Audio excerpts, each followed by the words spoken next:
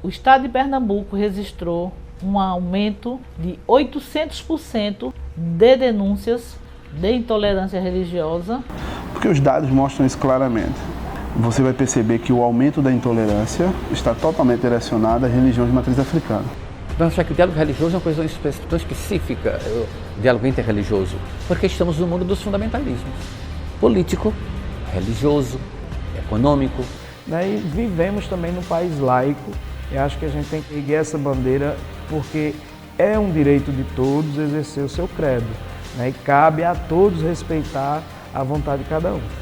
Porque a gente tem que ter liberdade. Eu tenho que ter liberdade, a pessoa também tem que ter liberdade. Eu tenho a minha convicção, mas eu tenho que respeitá-la na questão da decisão dela de ter aquele tipo de religiosidade. Tá, esse é um debate bom. Eu respeito todos os que têm fé. Eu respeito todos os que não a têm. Eu respeito quem crê em um Deus. Eu respeito quem não crê em ninguém. Um abraço pra quem é da ciência. Um abraço pra quem é de Deus. Um abraço pra quem é da arte. E um abraço pra quem é ateu. Axé pra quem é de axé.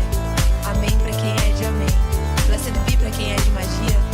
E amor pra quem é do bem. Intolerância religiosa é a própria contradição. Religião vem do latim religare, que significa união. Os grandes mestres já disseram que precisamos de união. Então por que não fazer do respeito também uma religião?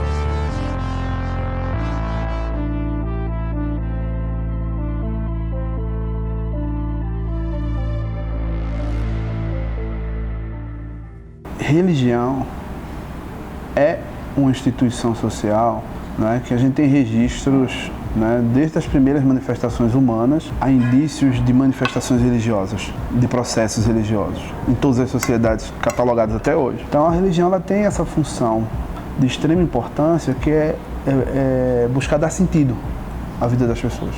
Todos os grandes líderes religiosos da humanidade, mesmo quando a gente sai da esfera do cristianismo, Buda, Krishna, Maomé, o Cristo, todos eles deixaram um legado muito estabelecido, onde a vivência do amor, do respeito e da solidariedade humana são a sua pedra angular.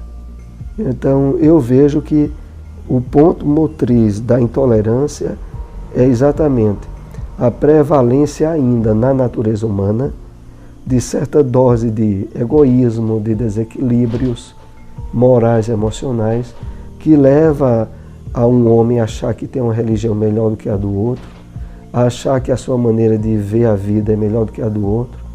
A intolerância religiosa não tem base na Bíblia. Pelo contrário, Jesus nunca foi intolerante com ninguém. Pelo contrário, Jesus sempre demonstrou amor ao ponto de morrer na cruz para nos salvar. E salvar de quê e por quê? Aí é onde entra a questão, algo que divide as pessoas, que é a questão da concepção de pecado. Aí uma outra coisa, mas não é um discurso religioso. O discurso das igrejas, creio eu, das igrejas evangélicas, batista, presbiteriana, congregacional e outras genuinamente evangélicas, é para unir as pessoas, não para separar. Certo? Então a gente não entende isso. Para mim também é uma coisa assim que me parece estranho. Como o discurso religioso bíblico pode separar as pessoas? Se a Bíblia fala sobre o amor que une as pessoas, não que separa as pessoas. Nós somos ambivalentes. Nós todos e todas somos ambivalentes. O pecado original tem a ver com isso. O pecado original não é enquanto uma culpa ancestral que o Gael, mas ele se referia a essa divisão existencial que nós vivemos, ou seja, nós somos capazes tanto de construir como de destruir ao mesmo tempo. Nós somos capazes de ter atitudes proativas, generosas, solidárias, também com ímpeto de raiva, ou dependendo das influências do contexto, eu posso matar alguém. Nós somos assim. Porque mesmo com a amorosidade pregada, mesmo com tantos gestos interessantes de solidariedade e dos cuidados recíprocos, ainda existe tanta violência, inclusive a violência religiosa, a violência em nome de Deus. Porque, em primeiro lugar, nós somos nessa mistura, nós somos seres misturados. Esse é um aspecto. O outro é que o contexto que nós vivemos é um contexto produtor de rivalidade. Nós estamos numa mentalidade capitalista. E o capitalismo ele se estrutura na competitividade. Se retirar a competitividade, o capitalismo desmonta. Por isso o capitalismo não tolera a gratuidade. Quando você vê uma religião que ela ama a natureza, respeita os animais, né?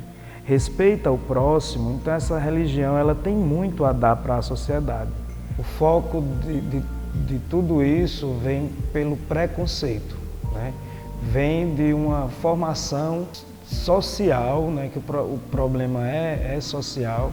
Desde o começo da sociedade brasileira, que vem com a Igreja Católica, vem com a Inquisição, vem porque o negro ele tem os símbolos deles são símbolos da natureza, né? O ferro, os elementos da natureza. Então tudo isso, se você não é cristão, né? naquele tempo da Inquisição, você era demonizado. Então aí já vem também por conta disso.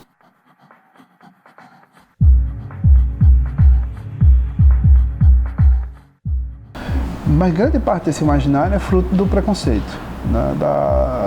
Da falta de conhecimento sobre o que seriam essas religiões. Então as pessoas alimentam a sua ideia sobre a religião a partir das noções que elas vão adquirindo no cotidiano. São noções históricas, que são passadas de pai para filho, de geração para geração, né? E chega nos dias de hoje ainda com alguns conceitos que não... Uma simples reflexão sobre eles já desconstruiria muita coisa. O candomblé, ele vem não como a principal verdade. Nós não pregamos a verdade absoluta. Nós mostramos o que entendemos, o que faz bem a gente, o que faz bem ao ser humano, o que faz bem à natureza, mas o amor ao próximo, o amor à natureza, o amor aos animais, esse é o grande legado que o candomblé deixa para a sociedade. Ora, quem somos nós para dizer que não admite o credo do outro? Basta que a gente lembre que do ponto de vista constitucional, né, a nossa Constituição Federal, lá no capítulo do Direitos e Garantias Fundamentais, artigo 5º, né, deixa muito claro que nós vivemos sob a égide de um Estado laico. Então, portanto, que todas as pessoas, todos os cidadãos têm direito a professar o seu credo, né? Adeptos das religiões de matriz africana, eles continuam sim sofrendo mesmo discriminações, violações, violências, porque a gente tem casos registrados no estado de Pernambuco, de ataques, de destruição do patrimônio dos centros, dos ilês, dos axés, dos amigos, tão somente por conta disso, porque não se admite a convivência com outro credo, dentro da mesma sociedade. E isso é muito grave.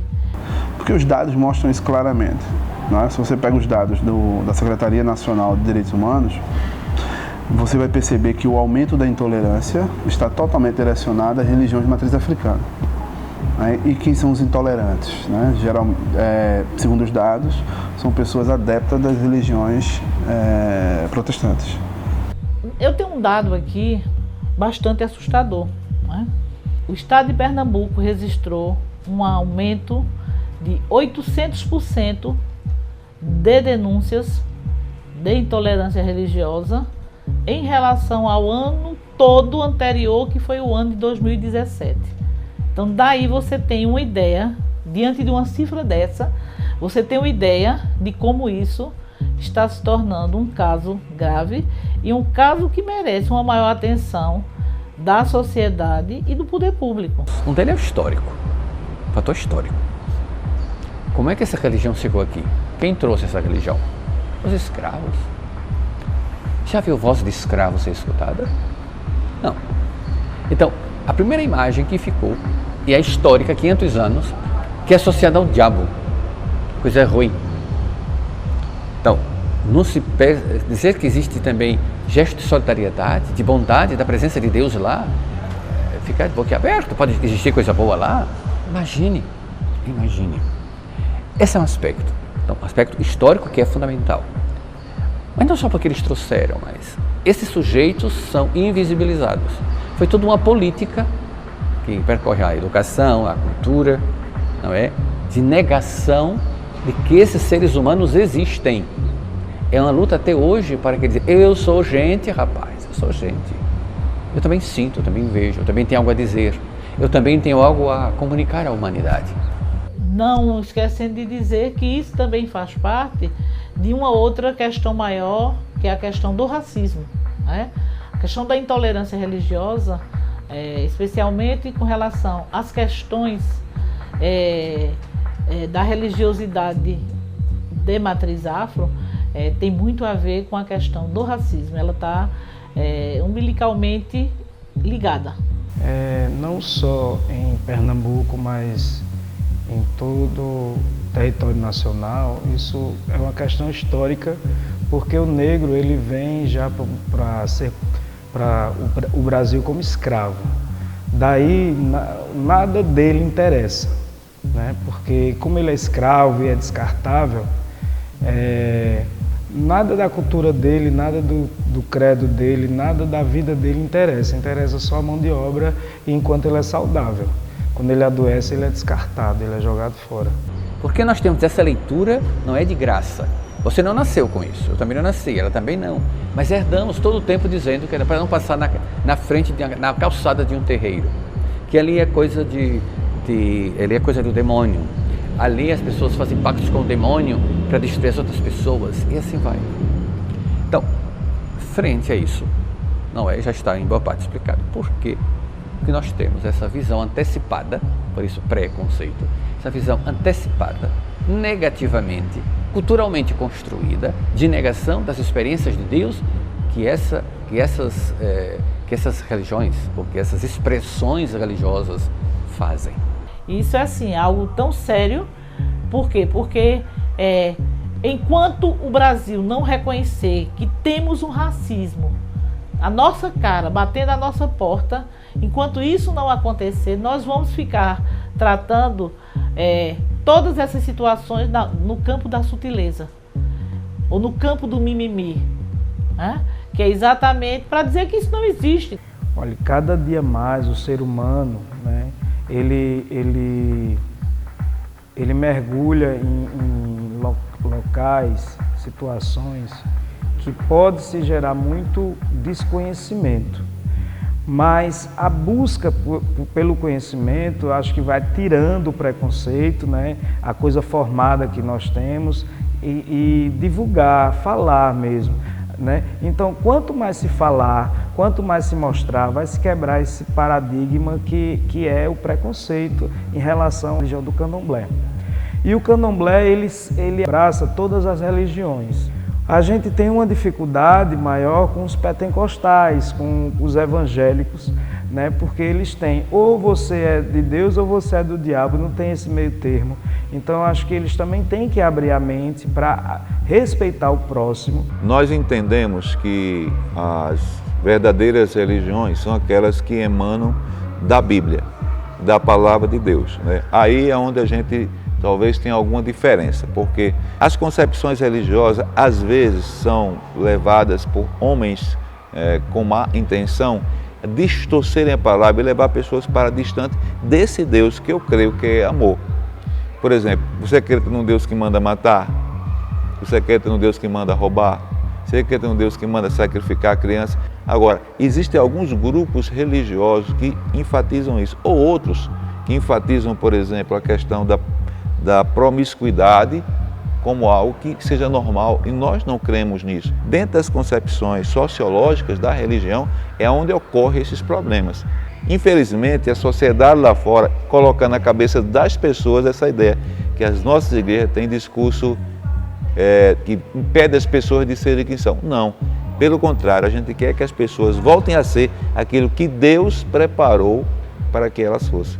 Com relação às matrizes africanas, né? Então, nós não entendemos, por exemplo, a Bíblia fala que a feitiçaria, todas essas questões que são enfatizadas nessas religiões afro-brasileiras só complicam o entendimento das pessoas acerca de Deus.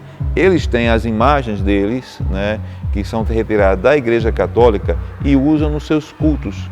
Né? Então, na nossa forma de entender, eu peço desculpa se alguém daqui defende a religião afro no Brasil está assistindo essa reportagem, eles distorcem a verdade de uma forma mais radical possível. E a Bíblia como um todo, ela proíbe essa questão desses cultos afro e uma série de outras coisas. E o espiritismo clássico, né, não tem nada de mal com relação a isso, mas eles enfatizam algo que é terrível, que não podemos aceitar, que é a reencarnação. Como uma pessoa pode ser reencarnada? Quer dizer que no passado eu fui muito ruim, então eu estou sendo bom agora e até chegar ao nirvana? Isso não existe. A própria Bíblia condena isso. E como a própria doutrina espírita exerce, ela entende o papel contextual que cada religião tem no trabalho, no trabalho de evolução da criatura humana. Então ela entende que há pessoas que, por exemplo, pela própria maturidade mental e psíquica e emocional, se identifica com determinado grupo religioso e ali é o grupo ideal para ela trabalhar o desenvolvimento do seu potencial de bondade, de irmandade, de fraternidade. Porque as religiões agora estão cada vez mais violentas em termos de discursos. E agora nesse último processo eleitoral, em nível presidencial, não é? Tivemos um show disso, um show entre aspas, não é? De disputa dos cultos e das celebrações nas ruas, nas mídias, nas mídias virtuais, não é?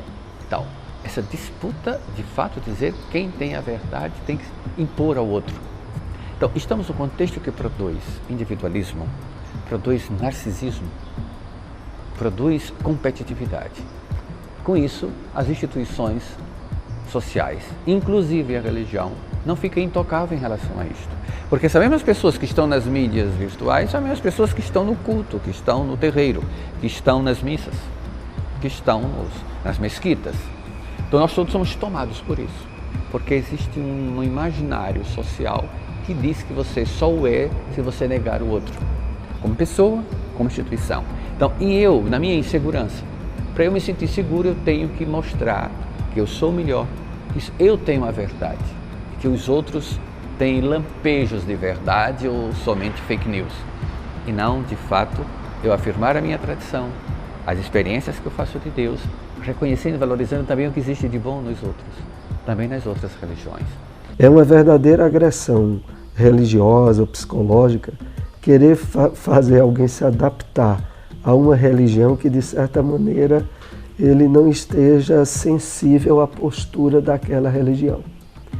Então isso ocorre de tal modo que, em termos práticos, o espiritismo não busca tirar ninguém da sua religião para ele se tornar um espírita. Porque ele entende que se a pessoa está em determinado grupo e se sente bem, ela está no lugar certo. No fundo, depende muito de como nós, padres e pastores, nos posicionamos, nos aproximamos. Não é? Se de fato cada um fica no seu púlpito, não é, para se afirmar, negar o outro, é muito complicado. E com isso, sabe qual é o prejuízo maior? É para a própria fé em Jesus. As pessoas que não frequentam nenhuma religião, eles se entendem. Como é que eles ficam eles ficam se criticando mutuamente, se destruindo? Então, passa a ser um escândalo para o mundo, né? Um espanto. Por que os cristãos se digladiam, não é? Dividem-se tanto, não é? E é uma tendência por conta do individualismo, um dos elementos fundamentais. Que aí é onde entram alguns falsos religiosos, porque existem falsos pastores, falsos mestres, que entram com uma religião de mercado, que vende curas, vende coisas que não acontecem, mas não é por causa do dinheiro que se dá, entendeu?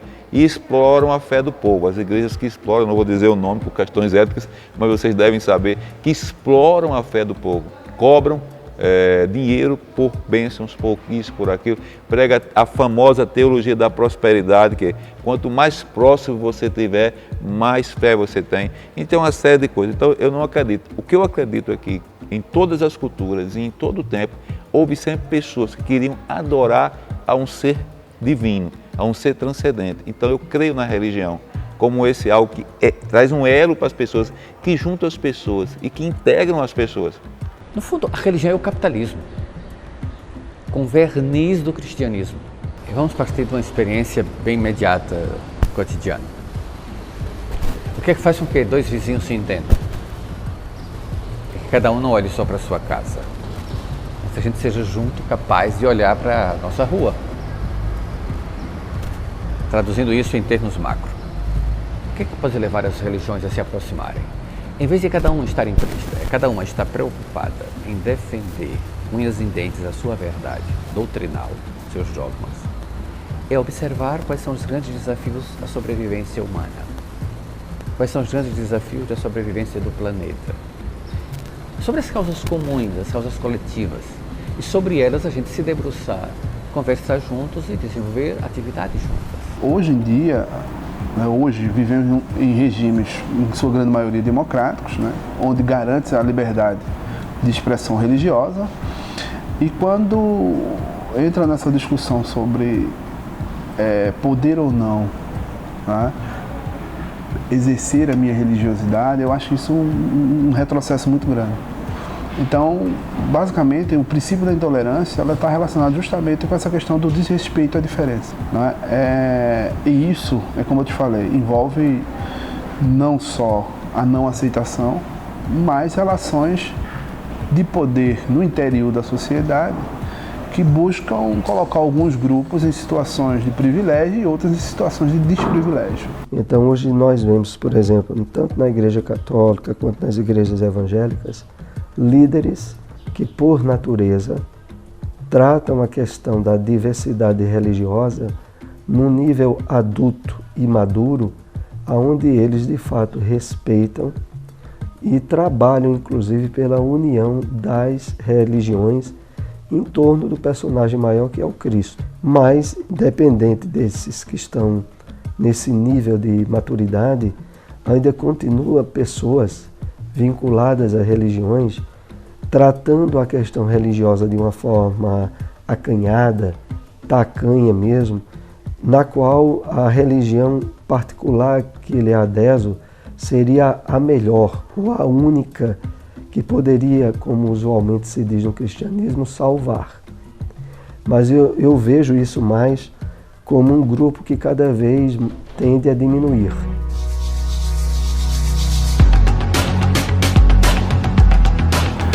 Veja, o que é um Estado laico? Na minha concepção, o Estado laico é um Estado, não é um Estado ateu, não é um Estado ateu, mas é um Estado que ele não se envolve em questões políticas vinculadas a determinados grupos religiosos. É um Estado que ele não privilegia grupos religiosos. Então a percepção que se tem ao Estado laico é que ele seja neutro com relação a esses conflitos, não interfira nas religiões.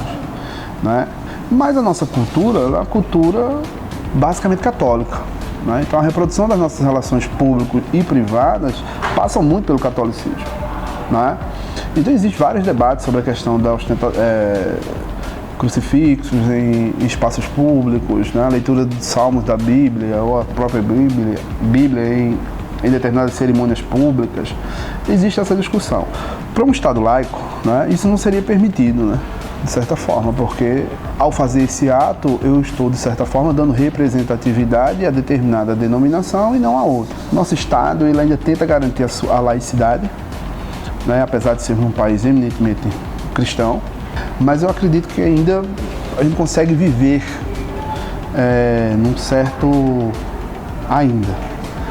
numa certa liberdade religiosa, que eu acho que é isso que o Estado deve garantir. Então, a gente teve recentemente a vitória das religiões de matriz africana no que se refere à proibição da sacralização dos animais, que chegou ao STF, o Supremo Tribunal Federal. Então houve um ganho, uma vitória. O Supremo garantiu a liberdade de expressão e garantiu o processo de sacralização dos animais, que seria uma prática que, se fosse extinta, acabaria com a religião. O que mais nos preocupa seria a proibição do culto, né? Dentro do ritual do candomblé existem particularidades de amor à natureza e de coleta de folhas, por exemplo, para se fazer os banhos ritualísticos. O toque do atabaque, que é o que faz com que faça essa pulsação e o transe acontecer no ritual.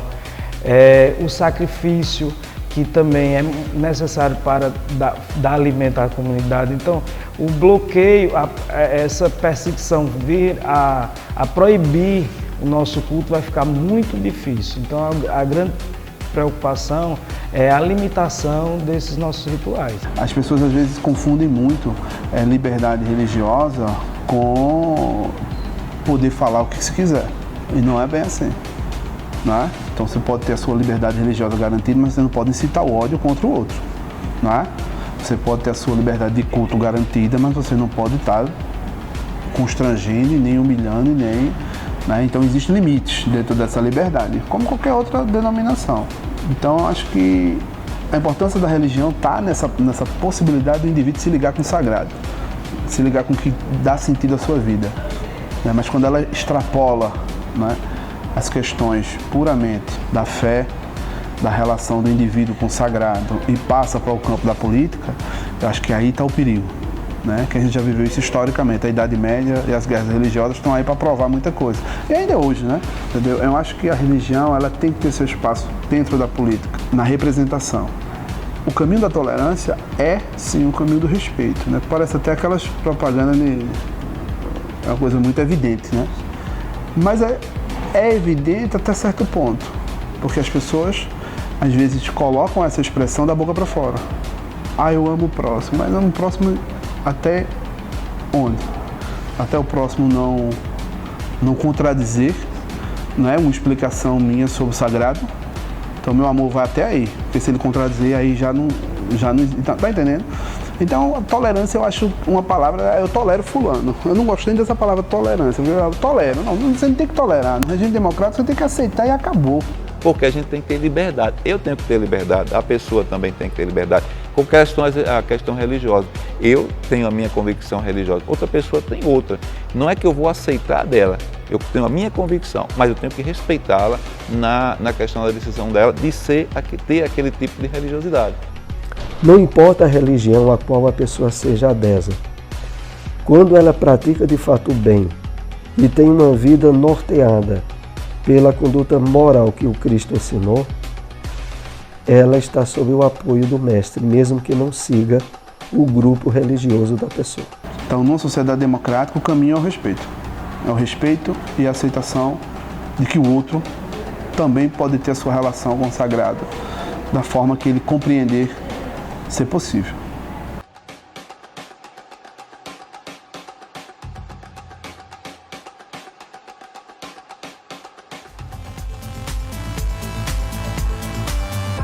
Tem minha religião, faço deles a minha filosofia e faço deles a minha ação. Viva, creia, ame e faça. Essa é também a minha oração. Viva a sua filosofia, ame a sua arte, creia na sua religião e faça a sua parte.